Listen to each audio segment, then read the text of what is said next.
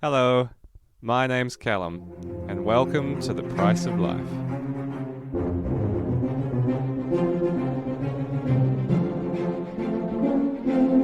Good morning! Today's topic, New Zealand recycling. For this video I will look at South Island recycling, focusing in Christchurch. So to begin with, let's find out where the red, green and yellow bins go as the rubbish truck picks them up. The journey begins with the green bin. All of your leftover scraps are chucked into the green bin over a 2-week period. On pickup day, a green truck comes and picks up your green waste. On average, each green bin weighs around 11.6 kgs. The green organics truck weighs 12 tonne empty. On average, rubbish trucks take between 1 to 3 loads for an 8-hour day. Trucks hold roughly 4 to 5 tonnes worth of material. Let's estimate that the green truck takes around 10 to 12 tonnes of material for the day. This is roughly 2 loads. Around 54,000 tonnes of green waste is picked up in Christchurch every year. At the end of the truck's journey, it arrives at Living Earth, an organic processing factory. The truck is then weighed and the contents are dumped in the factory shed. A loader then pushes the material into a holding bay and then picks it up and puts it into a compactor. The waste is then sorted on a conveyor belt. Afterwards, the compost is washed through another series of conveyor belts. It is then picked up by the loader and put into a compost oven for 21 days. The compost is then placed outside in lines called windrows. A machine called a scarab turns the compost and wets it to keep the microbial process going. The compost then sits around until it is ready to be sold to businesses. For the whole process I've explained, there is a great video in the link below. Now that we know the journey, how much does this process affect our environment? Dun dun dun! The consumption costs. So first of all, here is a diagram of the amount of diesel consumption the green truck would use. There is a lot of estimation, but it gives you a basic idea of the diesel cost. I estimated an 8-hour day driving roughly 40 kilometres an hour. For the whole day, the truck would travel 320 kilometres. A diesel truck of that size would use roughly 33 litres of diesel per 100 kilometres. So I worked out it would use 105.6 litres for 10 tonnes of green waste. For one load, that would be 52.8 litres of diesel and 5 tonnes of green waste. So the next cost to consider would be the factory costs. Living Earth factory costs would include the front-end loaders, the scarabs, the conveyor belts, the factory infrastructure, electricity, etc., etc. You would also want to factor in workers, maintenance of machinery costs, infrastructure costs of the factory, etc., etc. I would like to briefly talk about the costs of the infrastructure involved in all of our processes in society. There are a lot of logistics and maintenance costs of maintaining roads and maintaining the infrastructure that we use on a regular basis. I won't go into it much in this stage, but it's good to be aware of this as well. We did it! Woo! Now the red bin. So the beginning process is the same. You gather your rubbish for 2 weeks and the red truck comes and picks it up.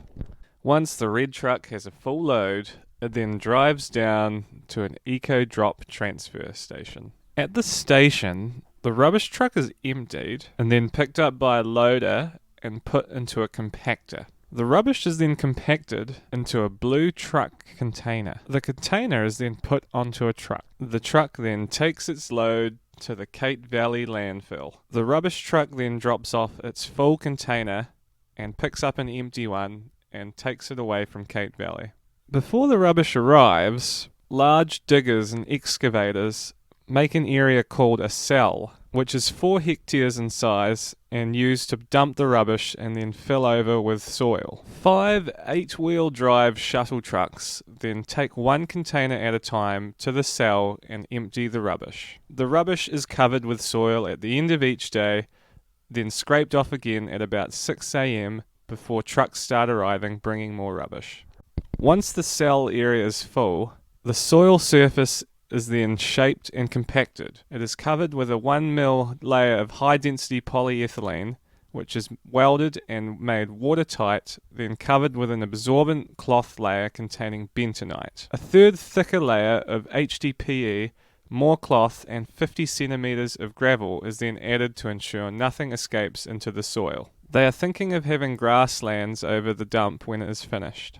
The consent for the dump lasts another 20 years till 2040. Kate Valley uses the gas produced by the landfill to generate electricity through 4 generators. So now you know what happens to your waste. So what's the environmental impact of this whole process? Let's begin with the rubbish truck consumption costs. Here are my rough calculations and estimations of the amount of diesel used for the journey from your house rubbish bin to Kate Valley. Roughly 73.5 litres of diesel is used to get 5 tonne of red waste to Kate Valley. Other consumption costs to be aware of for the rubbish truck would be the oil lubricant, the hydraulic fluid, regular tyre checks and changes, warrant of fitness, regular maintenance, other fluids needed for the truck, cleaning the truck after pickups and deliveries, cleaning the bin, replacing parts, the life expectancy of how long the truck would live for, the initial production of making the truck, and how it's made. You would also have to factor in these considerations for the diggers, excavators of other trucks in this process. Another cost to be aware of is the energy and hours of moving soil and covering the rubbish. Another consideration is the fuel consumption the big diggers and trucks would use.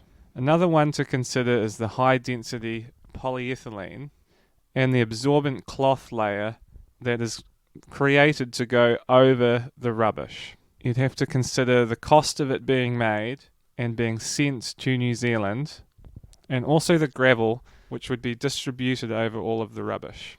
Other consumption costs in the bigger spectrum would be workers and the energy usage, the road infrastructure, the fuel infrastructure, the logistics infrastructure for all resources, the electricity infrastructure for all of these processes. Woohoo! 2 down, 1 to go! It's time for the yellow bin. Righto. Where do the yellow bins go?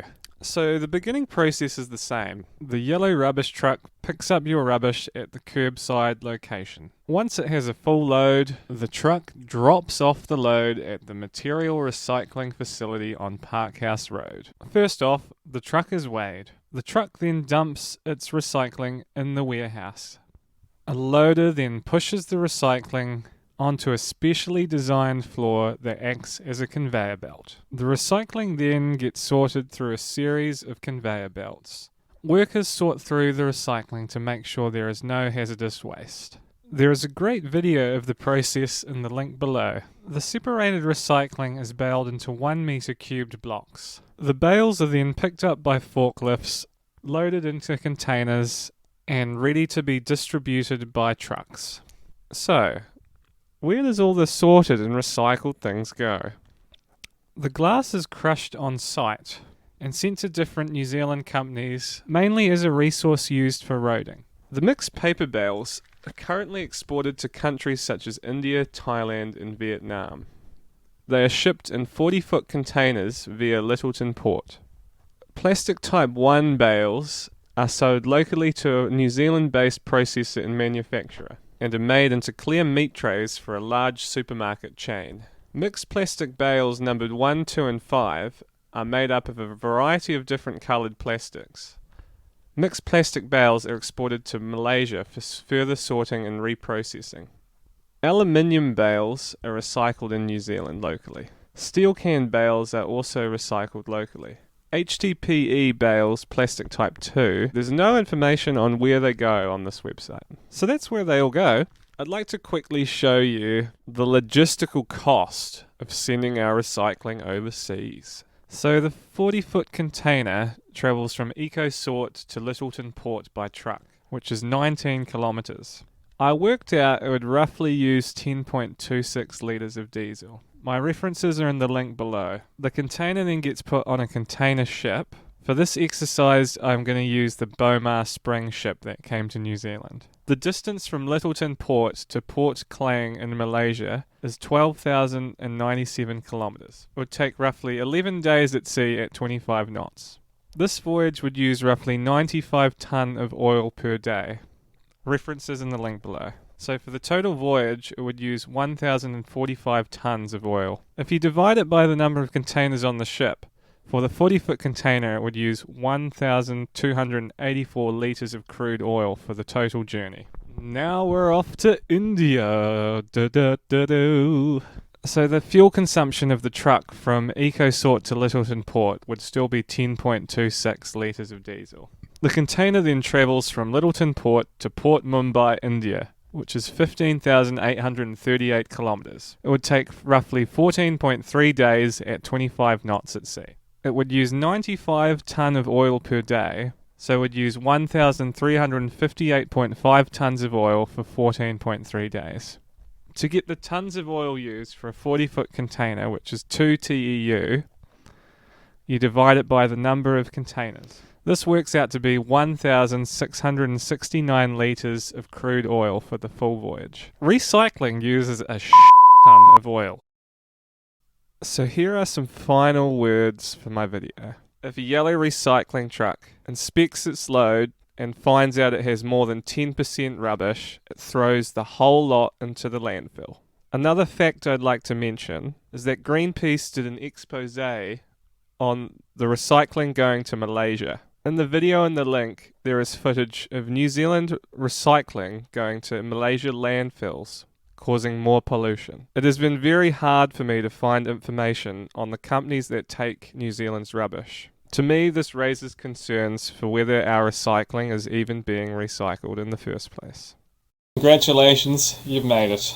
There are so many more consumption costs that I would love to share with you about this journey, but for now, I think that's enough. You get the gist of it. I've given you a basic outline of all the different costs involved in recycling. Have a lovely day. I hope you enjoyed the video. If you liked my content, give it a good thumbs up. And if you want to see more, click the subscribe button and join me on my adventures. You can also support me by going to buymeacoffee.com in the link below. Goodbye.